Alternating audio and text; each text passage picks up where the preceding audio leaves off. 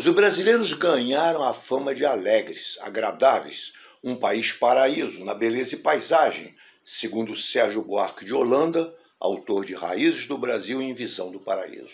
Colonizado e depois neocolonizado, vítima do imperialismo português, inglês e americano, os mais cruéis, que aqui vieram matando, torturando, cooptando, deturpando valores, logo em especial, junto com as classes dominantes locais, promovendo golpes militares, governantes traidores, elites corrompidas.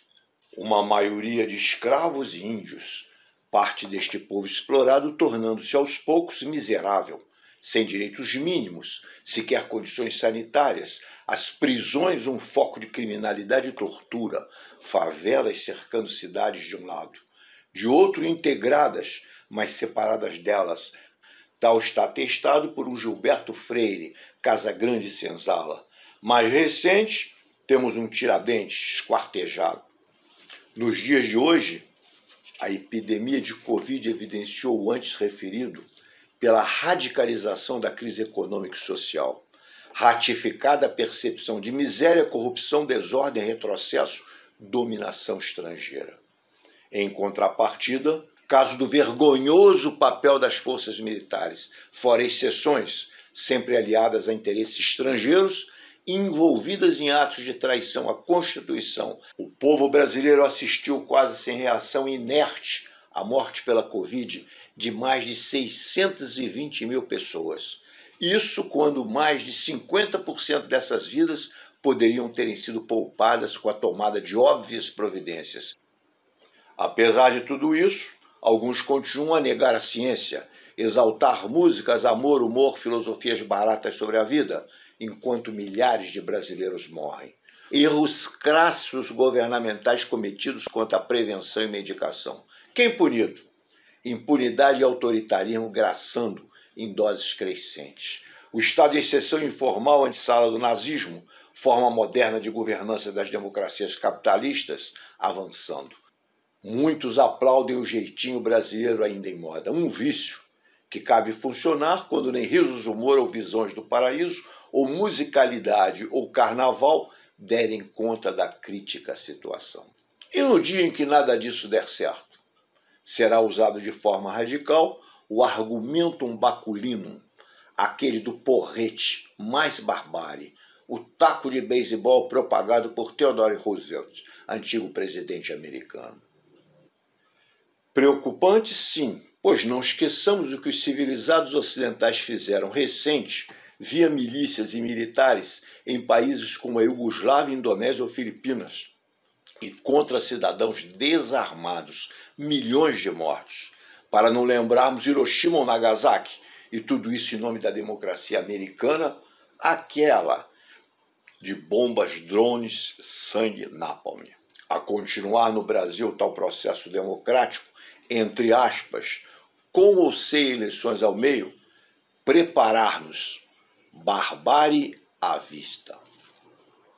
Não dance o tango da morte, dance conosco o tango da alegria. Caminhando Jornal TV, cultura, política, música, poesia, dicas, sem fake news e sem enrolação. Sábado, 13 horas, na TV Comunitária do Rio de Janeiro, canal 6 da NET. Também no YouTube.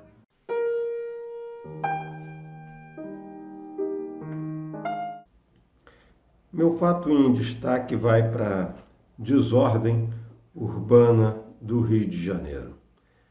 Se nós observarmos o transporte coletivo, isso é um verdadeiro caos. Pasmem vocês, quem anda de ônibus na cidade do Rio de Janeiro tende a adivinhar em quais pontos os ônibus param, porque não tem qualquer informação. Os motoristas sabem, Portanto, eles não param em determinados pontos porque eles podem ser multados. Agora, e os passageiros? Como é que a gente adivinha, porque o termo só pode ser esse, como é que a gente adivinha em que ponto determinado ônibus que a gente necessita pegar para? É uma questão de realmente adivinhar, porque não temos qualquer organização desse transporte. Se formos para o metrô, as estações em péssimas condições, espaços de tempo entre um trem e outro também bastante elevados. E a Central do Brasil? Esse também é um outro caos. Mas as passagens vão aumentar. Vão aumentar por quê? Porque essa é uma cidade do capital, é uma cidade dos empresários, é uma cidade que a direita administra para atender tanto os interesses dos empresários quanto os seus interesses eleitoreiros.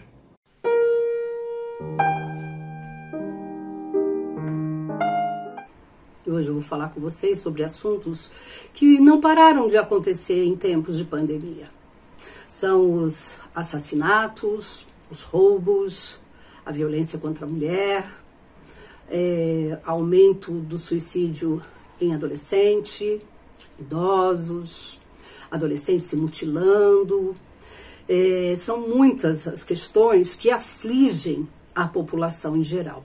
A saúde mental, ela está frágil, ela está precisando de uma atenção. Então, como nós estamos nesse momento de eleição, pensando nesse ano, vamos pensar juntos e requerer um governo mais sensível a tudo que está acontecendo.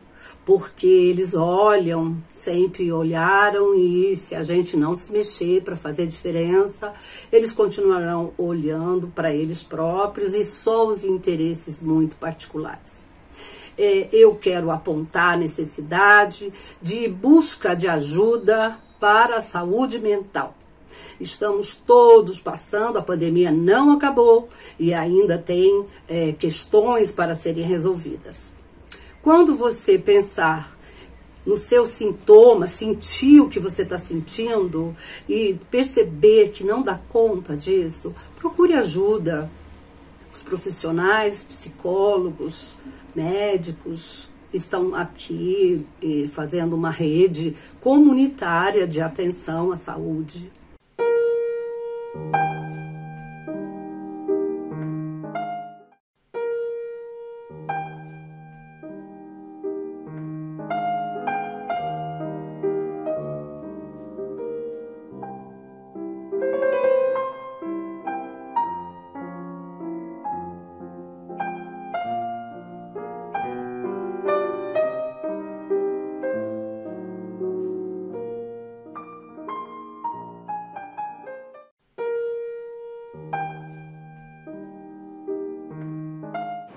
A internet e o Google podem permitir perfeitamente saber tudo o que você está fazendo.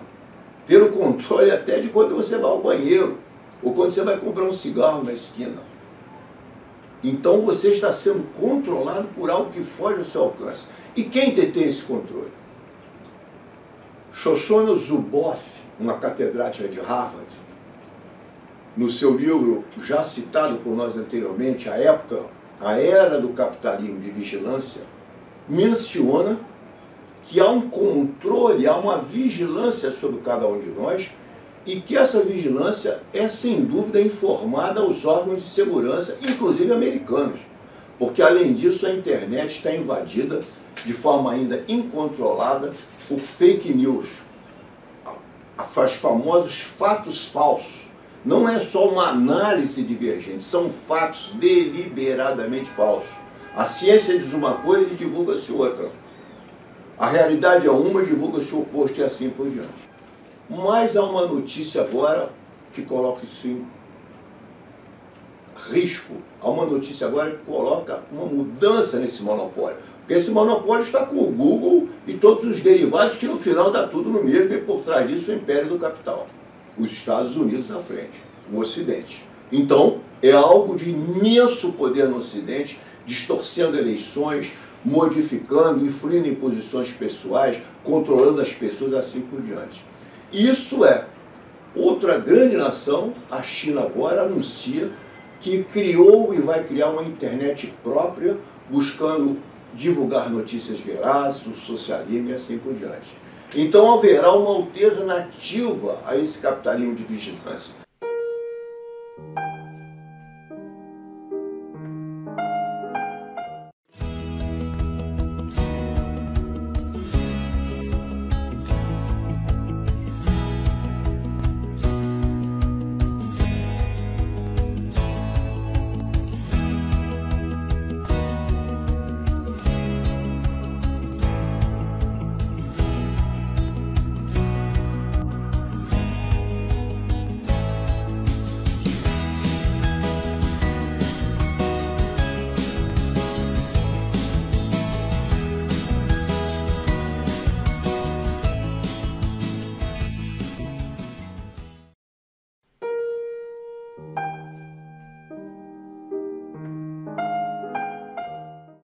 Entre o finalzinho do ano passado e início desse ano, mais uma doação é feita, um pacotão gordo no Rio Grande do Norte. Refinaria Clara Camarão, uma UPGN, um terminal, um porto, não pertence mais à Petrobras. Pertence a 3R Petróleo. E vamos doando. E qual é o enfrentamento que nós fazemos enquanto povo?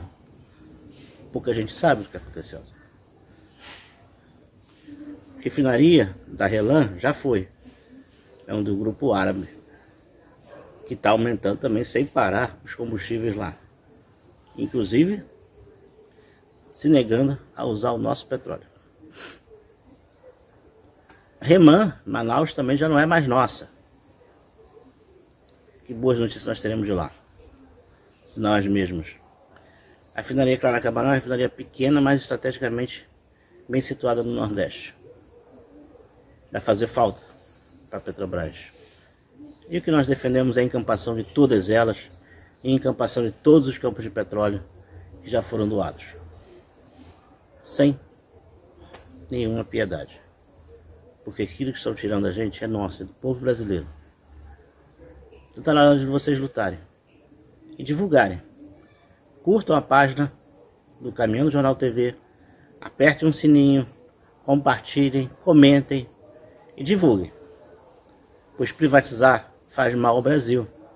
Reaja, brasileiro.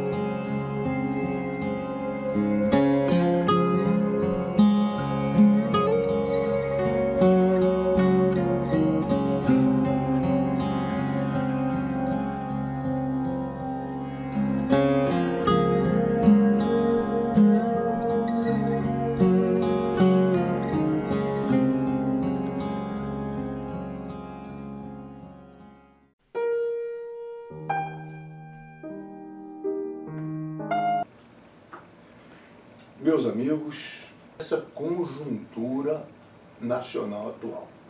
Qual a característica dela? A espera das eleições.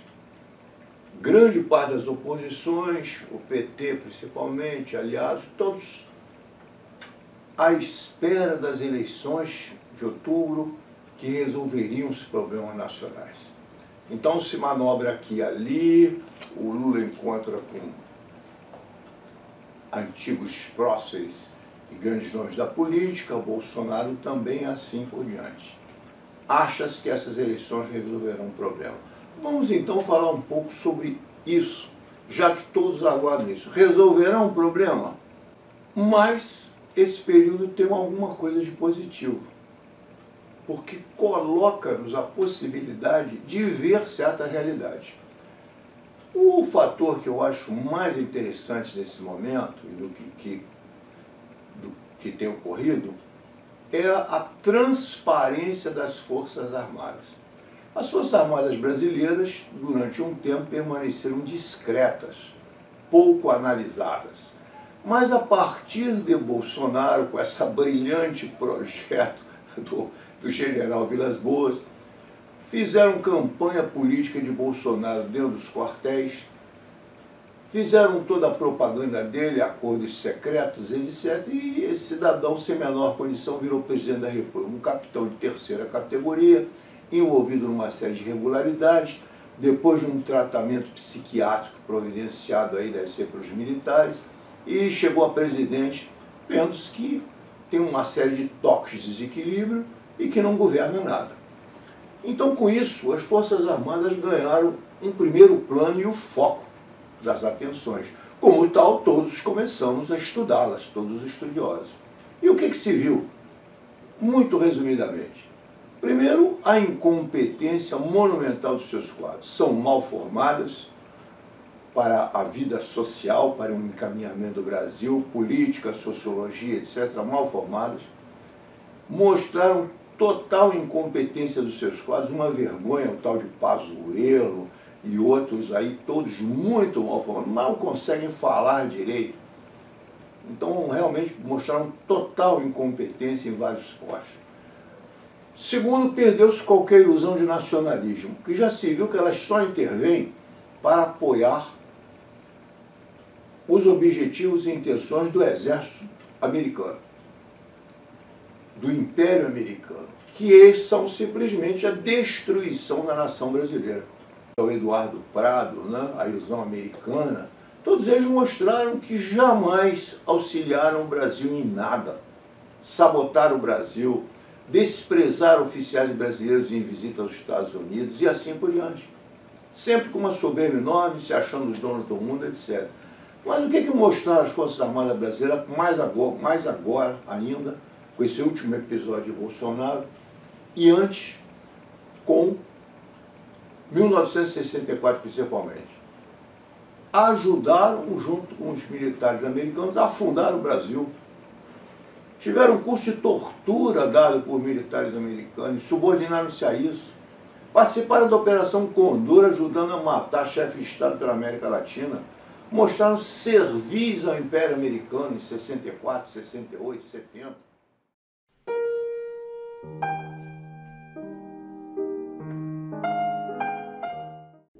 Falaremos hoje de Zuenir Carlos Ventura, que nasceu em Além Paraíba, em Minas Gerais, em 1931. É escritor, jornalista e colunista do jornal O Globo, recebendo vários prêmios jornalista. Tem 91 anos de idade. Em 1968, escreveu um livro muito importante e famoso, um verdadeiro best-seller, sobre o título 1968, o ano que nunca terminou, que analisa o comportamento de jovens e de intelectuais que tentaram mudar o rumo da história no Brasil e no mundo. Cita que no Brasil, em junho de 1968, houve uma manifestação muito importante chamada Passeata dos 100 Mil, organizada por estudantes na Candelária. no Rio de Janeiro. Em maio de 1964, houve na França também um movimento de estudantes contra a ditadura de De Gaulle. Eles protestavam, querendo mudanças, inclusive no ensino, né, no país. Em 5 de julho de 1968, a repressão no Brasil proibiu manifestações de rua e também do movimento Frente Ampla, que combatia a ditadura. Não dance o tango da morte, dance conosco o tango da alegria. Caminhando Jornal TV, cultura, política, música, poesia, dicas, sem fake news e sem enrolação. Sábado, 13 horas, na TV Comunitária do Rio de Janeiro, canal 6 da NET. Também no YouTube.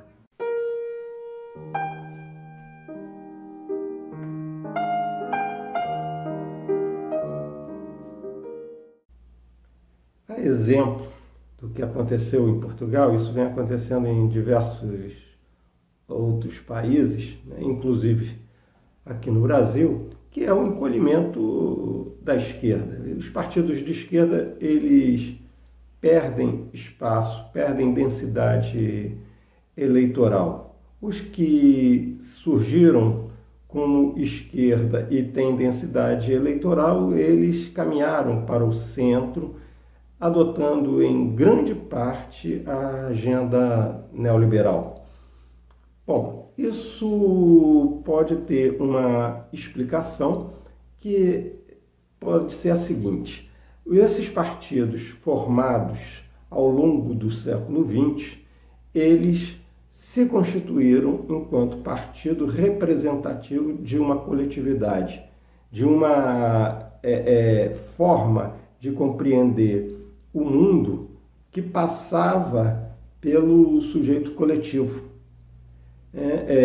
Afinal de contas, a organização econômica exigia grande concentração de trabalhadores, o que dava força ao movimento sindical. A partir dos anos 80, para ser mais preciso, 80, 90, com a emergência do neoliberalismo, o que nós temos é justamente o enfraquecimento dessa concepção de sujeito coletivo e a afirmação de um individualismo que, teoricamente, daria conta de tudo. Esses partidos organizados dentro de uma perspectiva coletiva, eles não respondem mais a essa realidade. Então, eles perdem essa densidade eleitoral. Com isso, nós vemos, sim, uma caminhada para uma esquerda institucional, individualista, identitária, que tem como agenda primordial a satisfação do indivíduo, ou seja, o coletivo perde essa força de transformação. Essa pode ser uma explicação sobre o enfraquecimento da esquerda. Vejam, por exemplo, o que os americanos fizeram no Brasil. Colocaram aqui, como Dame Intrione, torturadores dando aula de tortura em anfiteatro, com policiais. Torturaram, mataram, dizimaram pessoas que nunca pegaram armas. O caso do PCB é um caso ilustrativo. O senhor Geisel, antes de fazer a distensão, etc., massacrou e matou e torturou, porque tinha melhores quadros, como o Spencer e o PCB. Então, se querem saber o que aconteceu com as esquerdas, foram assassinadas, foram mortas, foram corrompidas, foram divididas seus líderes, sobraram poucos. Foi isso que aconteceu com a esquerda. E mais ainda, perderam a luta ideológica, como eu estou colocando aqui, uma violência inédita de um lado, isso. Mas fizeram mais ainda, o sindicalismo brasileiro, de onde surgiu o senhor Lula, o IADESIL, a FERI-CIO, Federação de Trabalhadores Americanos, que muitos chamavam de FERI-CIA, levou centenas, milhares de trabalhadores brasileiros e sindicalistas aos Estados Unidos na década de 70. Está aqui o livro. Disseram que voltei americanizado. Relações sindicais Brasil-Estados Unidos na ditadura militar. Milhares de sindicalistas nos Estados Unidos fazendo os cursos da EADSIL. Como é que um país soberano e independente permite o que fizeram em 1964? Permite o que fez o seu Castelo Branco? Permite o que fizeram uma coisa dessas? Onde está a independência e a soberania nacional? Permite o que fizeram em 1916, agora em 2016, 17, antes de tirarem a Dilma do poder? Que na verdade Dilma tinha uma posição fundamentalmente neoliberal, mas não suficiente para a perspectiva que já tinham os bancos, os banqueiros e o poder financeiro, que queria mais ainda vendo uma situação de facilidade. Então o que nós tivemos no Brasil, o que o próprio Gramsci diz, são massas. Ele menciona o que aconteceu no Brasil, o que tem acontecido. Uma multidão infantil, considerada incapaz de entender e querer no plano político. As massas populares podem ser tranquilamente sacrificadas pelas classes dominantes no altar de projetos imperiais. Ou seja, o povo trabalhador como presa fácil de setores de elites dominantes. E é isso que ocorre hoje no Brasil.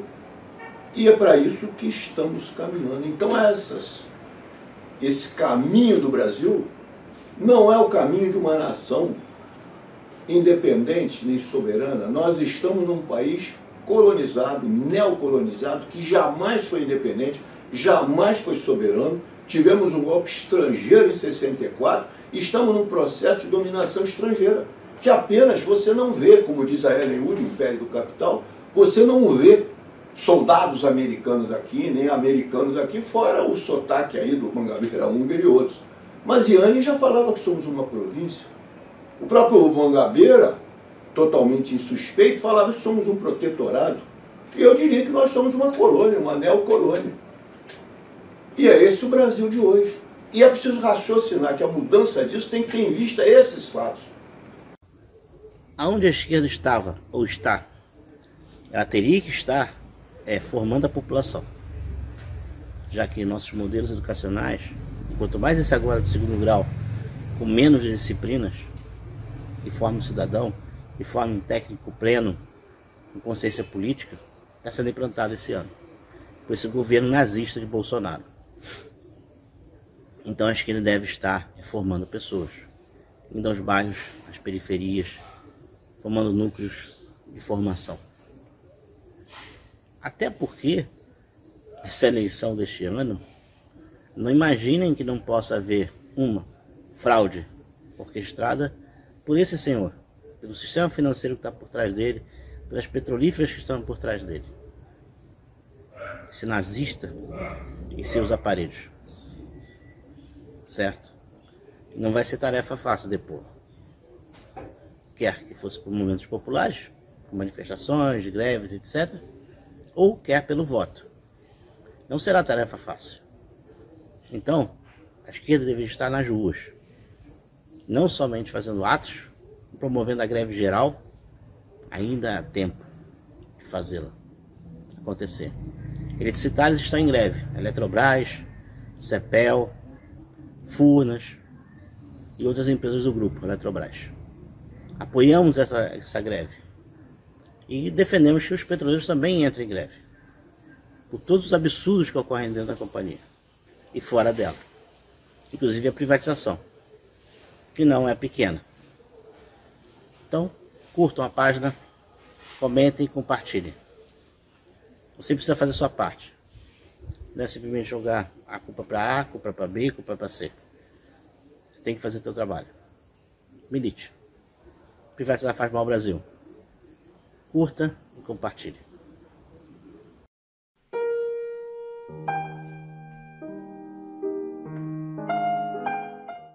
Salve, gente, eu sou Sérgio Ricardo Bahia Viva. Nós estamos hoje aqui no Rio Iguaçu.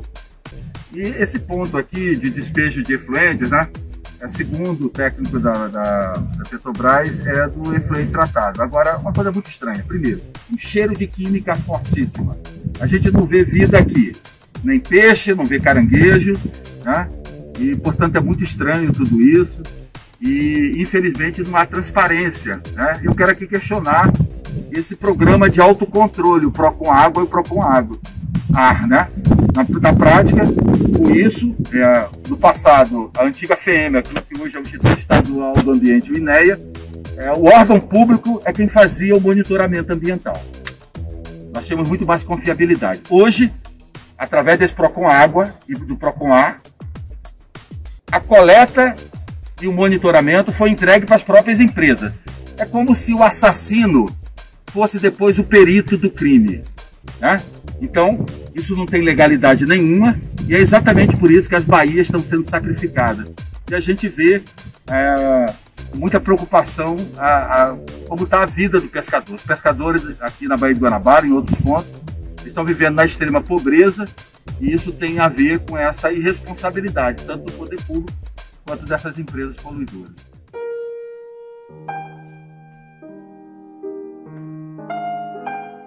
Sinal de um regime novo, pintada ao peito ela espelha, pois ela é a rosa do povo, é rosa vermelha. Vote Brizola. Brizola, o voto no Brizola só pode nos trazer um tempo bem melhor pra se viver.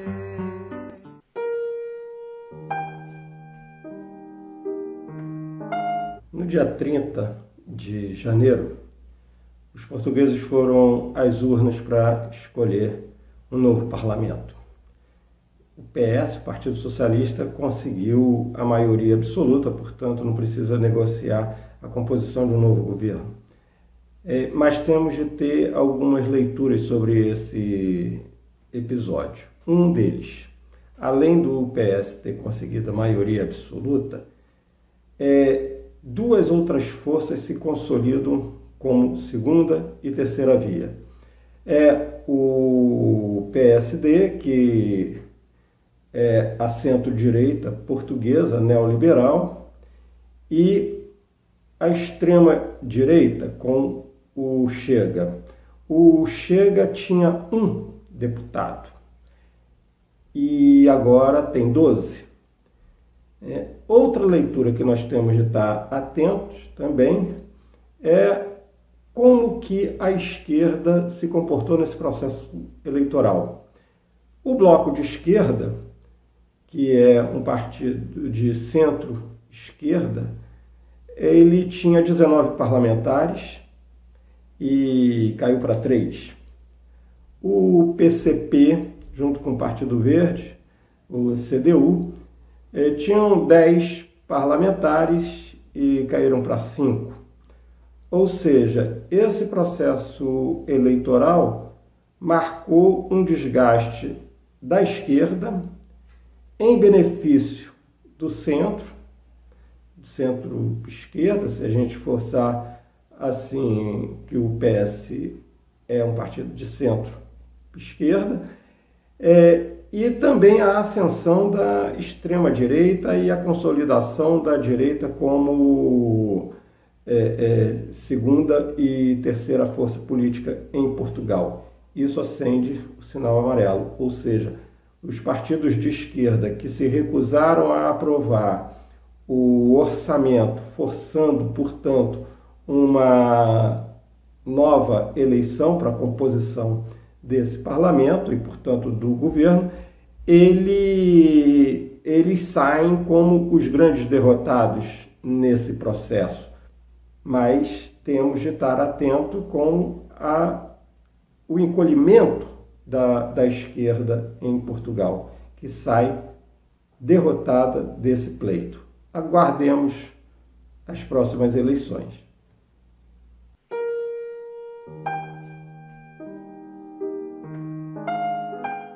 Tem que alongar, caminhar, correr, fazer musculação. Cada um precisa fazer alguma coisa. Não, você não sobrevive. Você tem umas dores aqui, que você quer? É tensão, estresse, pode tomar Dorflex que não resolve. Tem que produzir a beta-endorfina e não tem nenhuma farmácia, nenhum laboratório do mundo descobriu beta-endorfina, porque a beta-endorfina só é produzida em 3 situações: quando você faz humor, quando você está caminhando e quando você faz sexo. Como tem coisas que vocês não estão fazendo, vão caminhar, que é muito melhor, é muito mais seguro, vão caminhar.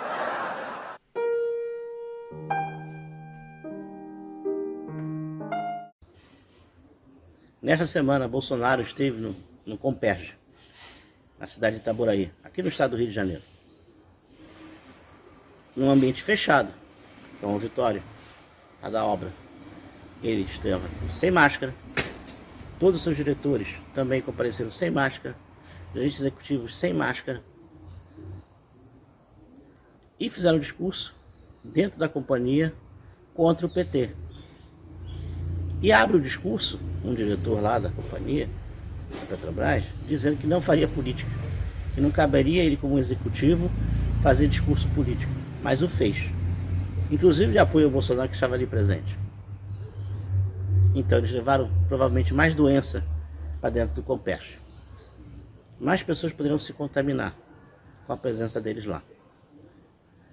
Um discurso horroroso, privacionista, de privatização da companhia, um discurso a favor da PPI, que está acabando com o nosso povo, quer que seja o gás de cozinha, quer que seja o GNV, do Uber, dos transportes, do diesel, dos caminhoneiros.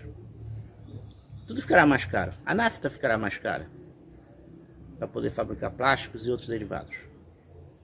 Certo? Assim como a gasolina. Então é hora de você agir. Privatizar faz mal ao Brasil. Curta e compartilhe a página no YouTube e retransmita o canal 6 do Caminhão TV. Participa com a TV comunitária.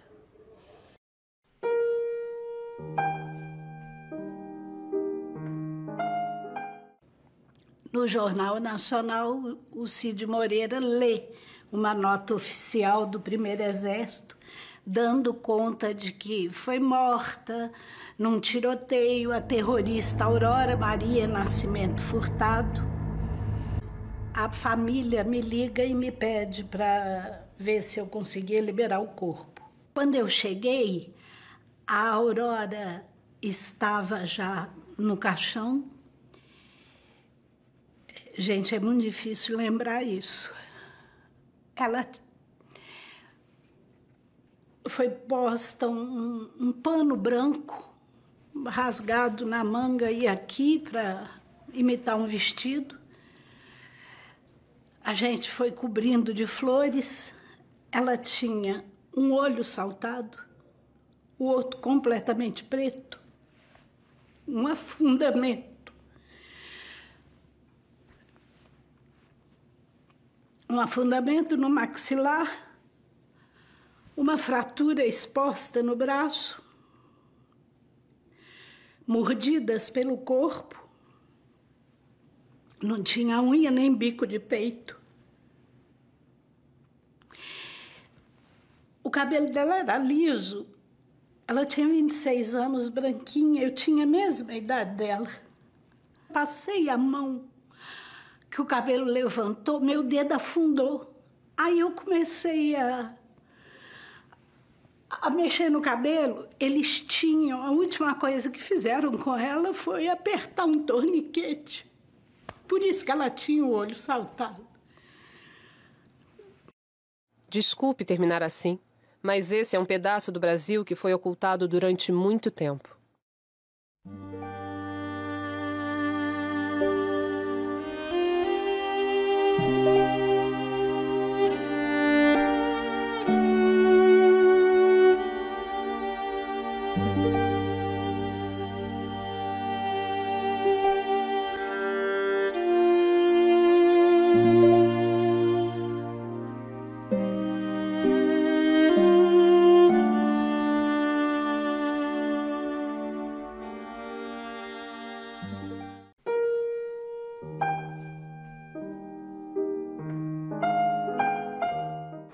O reverendo João Dias de Araújo, ele diz: o meu Cristo é um Cristo vivo, que passa levantando o pó cinzento nos continentes do meu coração.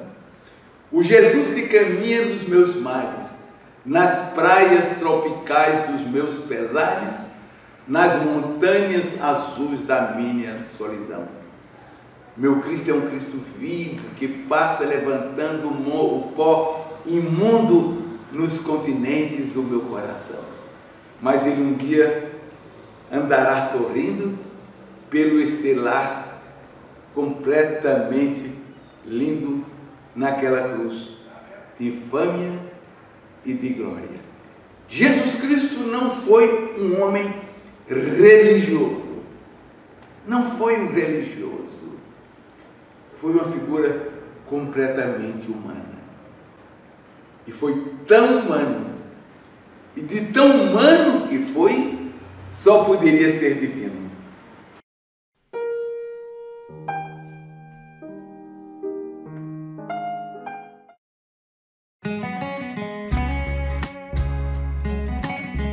Uma noite em Buenos Aires, Tango Porteño, um musical imperdível sem você ir a Buenos Aires.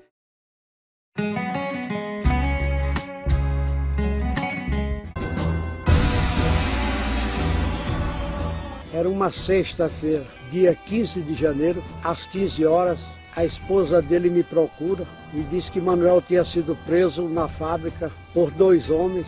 Tudo indicava que era uma polícia política. A morte do Manuel foi um divisor de água entre o poder ditatorial e essa liberdade que hoje estamos gozando dela. A história não perdoa os covardes, e com o tempo os mentirosos são devorados pela verdade. Ser livre é um preço caro a ser pago, e negar a vida é ser prisioneiro do acaso. Não tenho futuro, o passado não me pertence, e o presente? Bom, o presente ainda não abri. Segue suor e lágrimas, e no final um sorriso largo para disfarçar as cicatrizes de um coração que mais parece um museu de lembranças distorcidas. Queria que você soubesse, pois, se vai caminhar comigo, isso é tudo que tenho a oferecer. Caminhos, de Sérgio Vaz.